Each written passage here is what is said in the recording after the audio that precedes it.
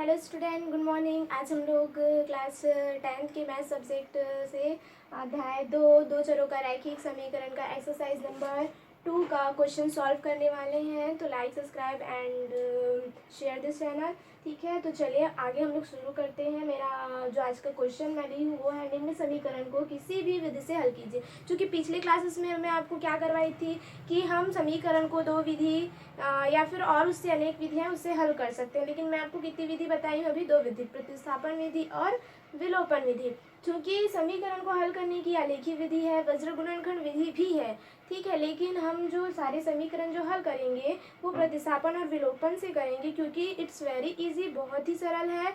आपको आसानी से वो क्या हो जाएगा, समझ में आएगा। तो चलिए जो क्वेश्चन नंबर 3 का फर्स्ट क्वेश्चन है उसको सॉल्व करते हैं।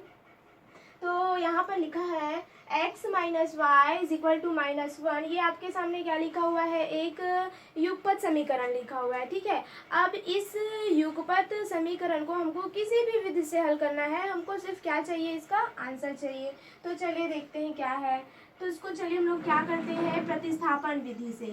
कौन सी विधि से? प्रतिस्थापन विधि से हल करने पर। तो चलिए इसको प्रतिस्थापन विधि से हल करते हैं। तो क्या हो जाएगा? प्रतिस्थापन विधि हम लोग क्या करेंगे, चलिए इसको हम दे देते हैं equation number first, equation number second. ठीक है, आप हल करके क्या करेंगे उसको क्या बोलना चाहिए आपको, इक्वेशन देंगे आप उसको। ठीक है, देन क्या करेंगे, उसको सॉल्व करेंगे। मैं आपको यहीं से लेकर के बताती हूँ। ठीक है, तो समीकरण एक से equation number first by equation number first क्या करेंगे हम, x माइनस वाई दिया है, या तो हम x की वैल्यू निकालेंगे या फिर किसकी वैल्यू निकालेंगे, y की। तो चलिए हम लोग x की वैल्यू निकालते हैं। ठीक है, x की value x minus y is equal to क्या है, ये हमारा -1। अब हम क्या करेंगे, x का मान निकालेंगे। तो जिसका मान निकालना है उसको हम लेफ्ट साइड में ही रहने देते हैं। y को पक्षांतर कर देंगे तो क्या हो जाएगा, सॉरी y, ये y माइनस में, उधर जाके किस में जाएगा, प्लस में। तो ये हो जाएगा y माइनस 1। तो x की वैल्यू हमको क्या मिली, y माइनस 1। अब y माइनस 1 को हम क्या करेंगे, सेकेंड इक्वेशन में पुट कर देंगे। ठीक है, x के मान को समीकरण 1 में रखने पर, समीकरण 1 में रख देते हैं। चलिए समीकरण 2 रहेगा, क्योंकि एक हमने यूज कर लिया। तो समीकरण 2 हमारे पास है 3x minus 2y is equal to क्या हो गया, 12। ठीक है, अब क्या करेंगे, 3x minus 2y is equal to 12 हमारे पास हो गया। अब इसको हम x की जगह क्या रखेंगे, y माइनस 1। तो रख दीजिए, 3x की जगह क्या रखेंगे, y माइनस 1 रख दिए, -2y इज इक्वल टू 12। ठीक है, अब क्या करेंगे, 3 का इस ब्रैकेट के अंदर जो भी राशि है उसके साथ गुणा करेंगे। तो ये हो जाएगा 3y minus 3 -2y is equal to क्या हो गया, 12। ठीक, अब 3y और -2y को चलिए साथ ले लेते हैं। 3y minus 2y minus 3 is equal to 12, ताकि हमको इसको जोड़ने और घटाने में आसानी हो। तो 3 में अब अगर आप 2 घटा दिए, ठीक है, तो कितना बचेगा, y माइनस 3, और ये हो जाएगा 12। तो y का वैल्यू वेरी इजी है, 12 प्लस 3 इज इक्वल टू क्या हो गया, 15। ठीक है, तो यहाँ पर हम लिख देते हैं y की वैल्यू हमको कितनी मिल गई, 15। चलिए अब इसी प्रकार किसकी वैल्यू निकालेंगे, x की। तो कर देते हैं y के मान को, चलिए इसको दे देते हैं हम थर्ड इक्वेशन। ठीक है, समीकरण 3 में रखने पर, चलिए रख देते हैं। रखने पर ये हो जाएगा x बराबर y माइनस 1। ठीक है, या फिर समीकरण ना देके आप ऐसे भी लिख सकते हो, y के मान को x बराबर y माइनस 1 में क्या करने पर, रखने पर। तो x बराबर हो जाएगा, y का कितना निकाले हम मान, 15 और एक माइनस कर दो, तो x का मान कितना आया, 14। ठीक है, ये हमारा क्या हो गया, आंसर हो गया। यहाँ पर क्या हुआ है, 3 का y से गुणा हुआ तो 3y हुआ, माइनस क्या हुआ 3 माइनस 2y जैसे का तैसा था। 3y में 2y हमने माइनस किए तो y आया, y minus 3 is equal to 12।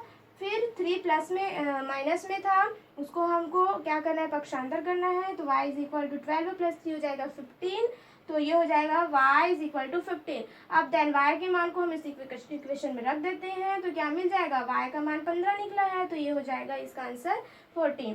ठीक है, अब इसी प्रकार सेकेंड क्वेश्चन हम देख लेते हैं, क्या दिया है,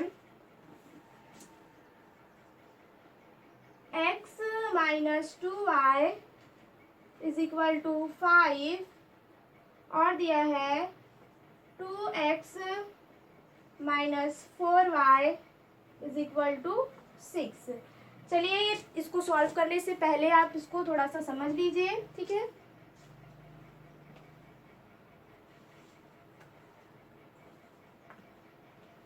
चलिए अब इसको हम लोग क्या करते हैं, सेकेंड क्वेश्चन को सॉल्व करते हैं, ठीक है।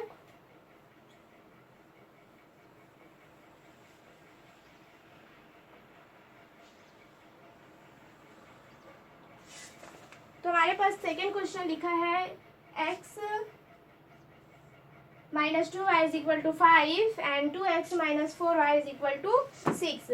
अब क्या हो जाएगा, इसको चलिए हम लोग विलोपन विधि से करते हैं। एक को हमने प्रतिस्थापन से किया, दूसरे को हम विलोपन से करते हैं। तो विलोपन विधि से, ठीक है, ये हम दे दिए इक्वेशन फर्स्ट, ये इक्वेशन सेकंड। चलिए 2 समीकरण हो गए हमारे पास। अब क्या करेंगे, विलोपन विधि से हल करेंगे। तो देखिए विलोपन में क्या करते हैं कि किसी भी एक राशि का गुणांक क्या होना चाहिए, समान होना चाहिए। x के गुणांक यहाँ 1 है, नीचे x के गुणांक कितने हैं 2, यहाँ y का गुणांक कितना है 2 और नीचे कितना है 4। तो हमको क्या करना है, किसी एक के गुणांक को इक्वल करना है। अगर ये 2 है तो ये भी 2 होना चाहिए, अगर ये 2 है और ये 4 है तो कितना होना चाहिए, तो ये भी 4 होना चाहिए, ठीक है। तो अब हम क्या करेंगे, चलिए किसी एक के गुणांक को इक्वल करते हैं। तो क्या करें, समीकरण 1 में, ठीक है, समीकरण 1 में हम कितने का गुणा कर सकते हैं, 2 का गुणा कर सकते हैं, ठीक है। तो चलिए समीकरण 1 में हम 2 का मल्टीप्लाई कर देते हैं, तो क्या हो जाएगा, समीकरण 1 इंटू 2, तो ये हो जाएगा x माइनस 2y, चलिए 2 का गुणा कर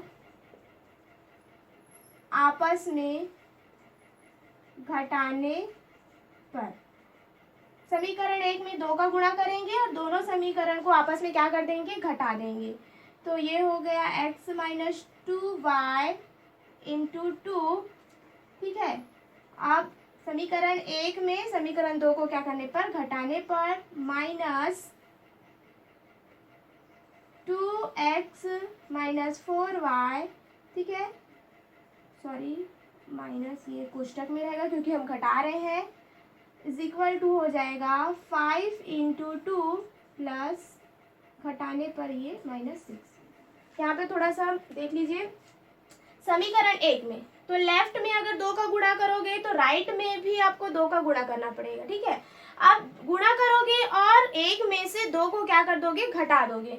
तो यहाँ पे वही लिखा है, समीकरण 1 में कितने का गुणा, 2 का, फिर गुणा होगा, फिर उसमें हम कौन सा समीकरण घटाएंगे, दूसरा समीकरण घटाएंगे, ठीक है, इक्वल। अब राइट साइड समीकरण फर्स्ट यानी 5 में कितने का गुणा होगा, 2 का, और उसमें -6 को क्या कर देंगे, घटा देंगे।